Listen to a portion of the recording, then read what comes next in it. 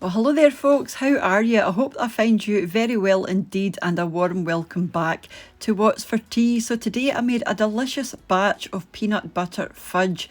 It's so soft and sticky and squidgy and indulgent and so easy to make. 4 basic ingredients and 4 or 5 minutes is all you're going to need to make a huge tray of this. You'll get about 40 squares out of this, and it stores really well, so don't worry about that. This is everything that I used here. I've got some white chocolate buttons, some sweetened condensed milk, some salted peanuts and some peanut butter, and that's it. You know, it's super easy.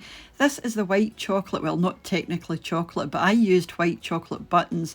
I've also used some salted peanuts and some sweetened condensed milk. This is the smaller can. You can get bigger cans, but the smaller can will do. The 400 gram one is all you need, and I'm using some smooth peanut butter because I am going to be putting some peanuts on the top, so I didn't want it too crunchy inside, but you can use crunchy peanut butter if you prefer. All of my ingredients will be in the show more box underneath the video. This is a tin that I used here, and do make sure it's lined because it's going to make it easy to get out at the end. So just smash down some peanuts. You don't want them whole, just smash them up a wee bit.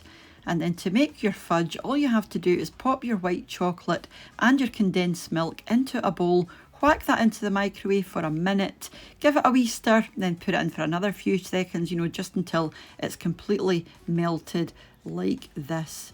Yeah, just wonderful. I could have eaten this just on its own. It's beautiful. I love melted chocolate, and see the smell of this. Oh, not for you if you're on a diet or you don't like peanuts, of course.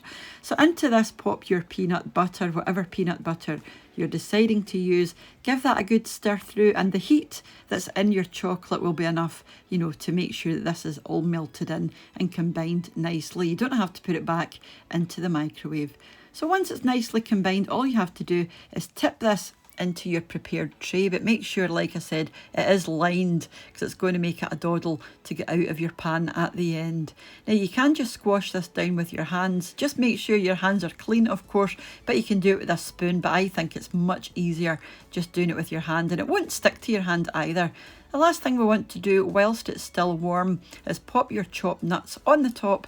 Use the flat of your hand just to push them in to your fudge a wee bit, just to make sure they don't all roll about and slide off. So just push them into the surface a wee bit. You want to pop this into your fridge until it sets. Now it could take you half an hour, 2 hours, you know, it really just does depend. Mine took about an hour to set up. The longer you leave it in the fridge, obviously the harder it's going to get. I like this quite soft and squidgy, so this was long enough for me. And like I said, I just chop this up into squares and then either put it back into the fridge if it's still on the soft side, or I store it in a sort of, what do you call it? An airproof container. Is that the right word? Yeah, an airproof container, one of those Tupperware dishes, and this will last you for a wee while. But it depends how many people are in your house and how much of a sweet tooth you've got, because this might not stick around long. It is so moreish and addictive, and if you like Reese's or anything like that, you are going to love this. So please do give it a go. A wee 4-minute video because it only takes 4 or 5 minutes to make, so this is as easy as it gets. So do give it a go and let me know if you end up making it. And as usual, a massive thank you to the supporters of the channel over on my Patreon page, and to the channel members here as well. And I do need to update those lists, so don't panic if your name isn't there yet. I am getting round to it.